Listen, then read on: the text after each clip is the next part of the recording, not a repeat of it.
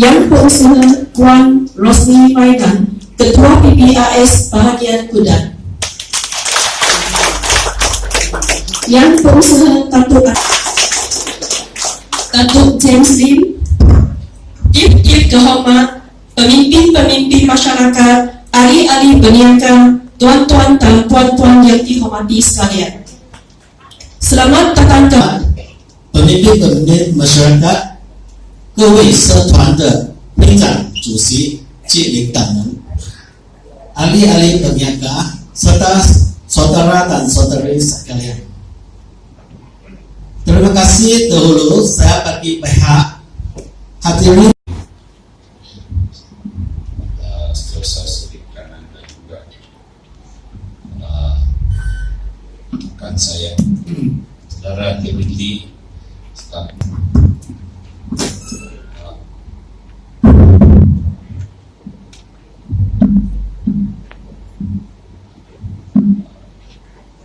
pemimpin masyarakat yang sudi hadir pada hari ini daripada bukan saja NGO dan juga parti-parti politik seperti saudara Rosni, Puan Rosni, saudari Datuk Pembinaan Bros dan semua barisan kepimpinan perniagaan di kawasan Bali Kudat ini. Terlebih dahulu saya memberikan sedikit outlook tentang kedudukan ekonomi kita dan juga senario yang sedang berlaku di negara kita ini. Dan selepas saya memberikan senario tentang kedudukan ini, saya minta supaya saudara-saudari dapat mengemukakan pertanyaan, soalan yang berkait dengan kedudukan ekonomi negara kita dan juga alam sekitar perniagaan di negara kita, supaya masyarakat di kawasan Kudat ini dan terkecuali kita dapat pengetahuan yang mencukupi tentang keadaannya. Karena jika kita sendiri sebagai pemimpin di peringkat akar rumput tidak mengetahui, sudah pastilah banyak perkara-perkara yang mungkin tidak dipahami dan boleh menyebabkan kita tidak mempunyai keyakinan yang mencukupi di atas usaha-usaha yang telah dibuat oleh kerajaan. Seperti mana yang kita sedia maklum bahawa apa yang berlaku di negara kita mutakhir ini, sama ada yang utama sekali ialah kewujudan sebuah budaya politik ataupun suasana politik yang baru di negara kita semenjak 2018 dan apa yang berlaku pada tahun 2020 dan berikutnya diikuti dengan suasana yang kita tidak pernah jangka, yaitu unprecedented events yang berlaku di negara kita, yaitu pandemik COVID-19 yang telah menjejaskan bukan saja dari segi aspek kesihatan rakyat negara kita, tetapi kesannya lebih mendalam ialah ianya telah membawa kepada permasalahan terkait dengan ekonomi negara. Kerajaan terpaksa mengambil langkah-langkah yang ini saya mengemukakan persoalan mengenai kebijakan daripada kerajaan persekutuan kepada sekolah-sekolah persekutuan Cina di seluruh negara yang pernah dijalankan oleh kerajaan yang dahulu. Soalan ini ditujukan kepada kerajaan yang sedang melalui negara pada masa ini. Adakah peruntukan itu atau panduan yang disebutkan tadi akan diteruskan pada masa akan datang? Kewujudan sekolah-sekolah jenis kebangsaan Cina ini adalah terkandung dalam perlembagaan. It is actually agreed upon when we get independence. This is one of the things that we his party, MCA party, fight for before. That's why we get independent, especially in Semenanjung Barat 1987 and extended to Sabah 1963. So this is one of the things that is actually provided for the rights of the society, the Chinese and Indian to have their own school. This is something that it cannot be removed.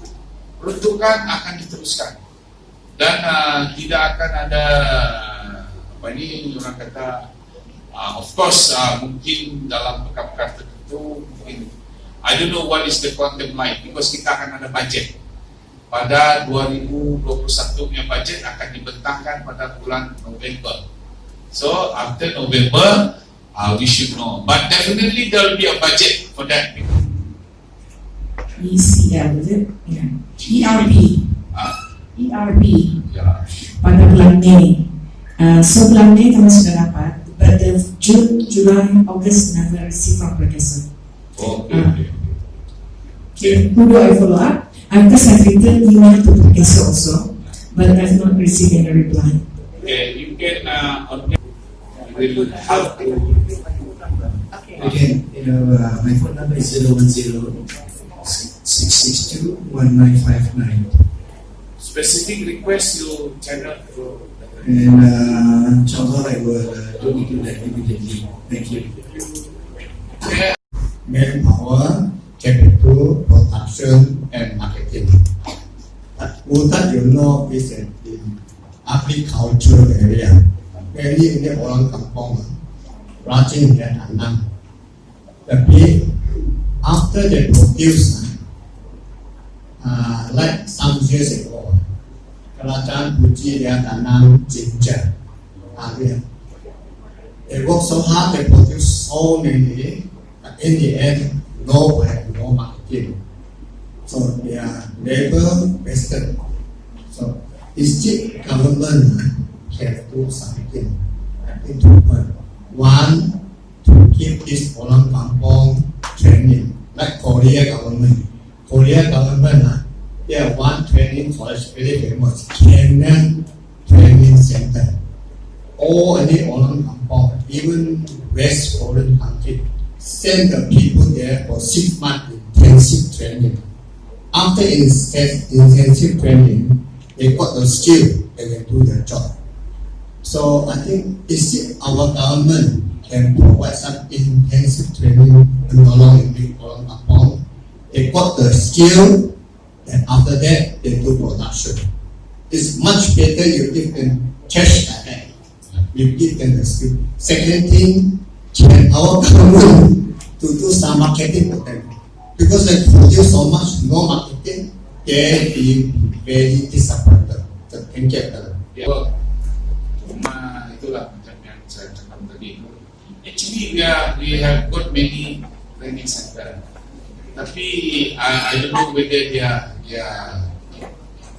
yang penting sekali it is related to the the businessman, tailor to the businessman needs kan.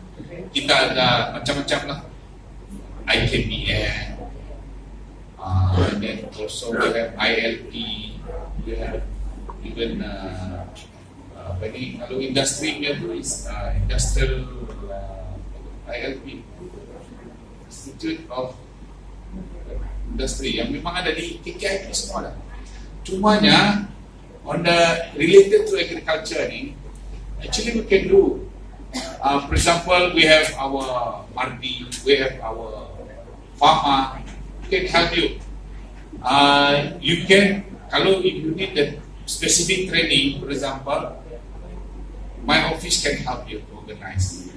I can call Pharma, I can call Mardi, especially related to the agriculture. Because I think kita produce, tapi kita kena juga bikin ini, they call it downstream processing. Kasih dia buat produk lah. Macam ginger contoh lah kan, you plant ginger, you cannot just sell raw kan. Kita kena proses dia, canning, sama ada buat juice atau buat macam orang Taiwan lah. Orang Taiwan dia punya sukses itu in the downstream processing. Means tidak ada wasted. When you sell, you cannot sell, you still can go and process. On this part, I'm very keen to help. Kalau you orang ada kumpulan, Kevin, or this group yang betul-betul terlibat dalam ini, kita boleh tolong untuk buat organize training. I can even pay the trainer. Saya boleh bayar, saya peruntukan anda punya cukup pakai untuk training orang. Cuma kamu kasih tahu apa yang kamu mau. For example, mau proses untuk how to shred ginger kan, shred ginger, kemudian simpan dalam itu, kemudian buat contohlah ginger, buat ginger juice, ataupun buat herbs yang macam sekarang kan, campur tu ginger, campur lemon, campur madu kelulun, campur itu apple cider. Dia is very good for your health.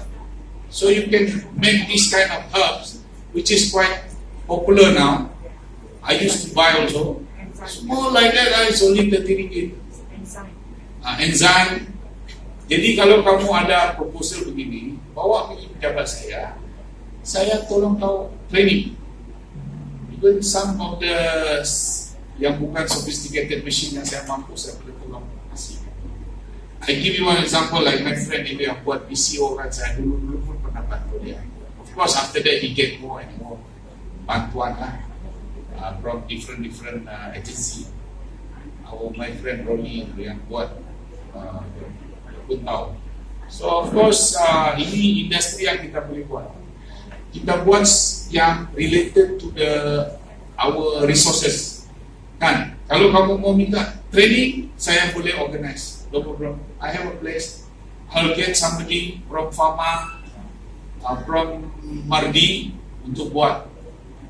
No problem. We will bring them and then teach you how to do preservation because the problem itu canning kita boleh buat, tapi preservation. And then from there, then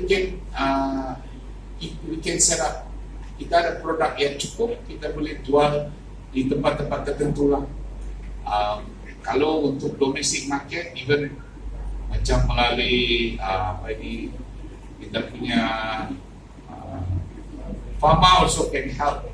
Even actually Pharma ada facility di KKIP sana, whereby some of the agriculture products dia boleh ekspor pergi Semenanjung. They have a processing center there. When I was the chairman of Pharma, saya yang buat ini center dulu supaya dia boleh send containers. Hadiah daripada Tembunan dia bawa proses dulu kasih bagus clean and then send to Semenanjung. Pisang Sabah also can export. Sebab kita punya domestic market very small. You must understand that. And then agriculture ni dia require juga itu good agriculture practices. Dia nak check itu residue, ada simpan racun kan tidak kan.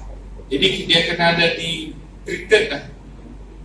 Orang Brunei pun sekarang kalau kita mau ekspor barang, dia perlukan semua itulah residue checking. Menyatakan saya cakap tentang testimoni saya, bagaimana itu Roman itu Ibrahim Bakri membantu saya sebagai daripada seorang petani kelapa, kemudian menjadi sebagai pengusaha minyak kelapa. Saya sangat I was very touched when Governor Bakri called me yesterday to attend this seminar. So I really made time to attend this seminar. And also I'd like to share how he helped me from the beginning. Sebagai seorang petani kelapa, saya waktu itu sangat-sangat susah. Dan setelah saya menerima manfaat daripada menggunakan minyak kelapa darah, timbullah keinginan saya untuk sebagai produser minyak kelapa darah. I no one to turn to. Jadi berjumpa saya being ini supporter yang menghormati Tuhan Pakri. Saya bisik-bisik sama dia, saya betul, saya membuat minyak kepada dengan tidak ada itu kesulitan. Datuk telah meluluskan saya bising untuk proses minyak kepada, dan dari situlah dalam tahun 2010 itu saya bermula dan sangat bersyukur kepada Tuhan karena kampung saya, kampung Kilihan, dahulunya sebuah kampung yang terpencil di Kudat. Kalau kita lihat dalam peta Kudatnya, kita tidak dapat lihat nama kampung Kilihan kecuali di pejabat daerah lah, karena setiap kampung ada. Dan kalau kita lihat peta Sabah, kita tidak dapat melihat nama kampung Kilihan, tertelan oleh kampung Bangau. Kampung Bangau atau kampung Lompong Kecil, tapi kampung Kilihan itu apa? Tetapi setelah kami mulai membuat atau mengeluarkan minyak kelapa dalam, pelancong-pelancong mulai datang ke kampung Kilihan, dan saya telah difahamkan oleh serta tulisan bahwa visi keluaran kampung Kilihan sudah didaftar sebagai salah satu destinasi pelancongan. Jadi pertama-tama saya ucapkan terima kasih kepada yang terhormat. Itulah yang memulakan. You are one of the testimony who are so persistent. Saya suka sama Roni, pasal dia orang bilang dia ini tahan pukul. Ya. He started with nothing, but today dia punya brand itu sudah ada, orang kenal.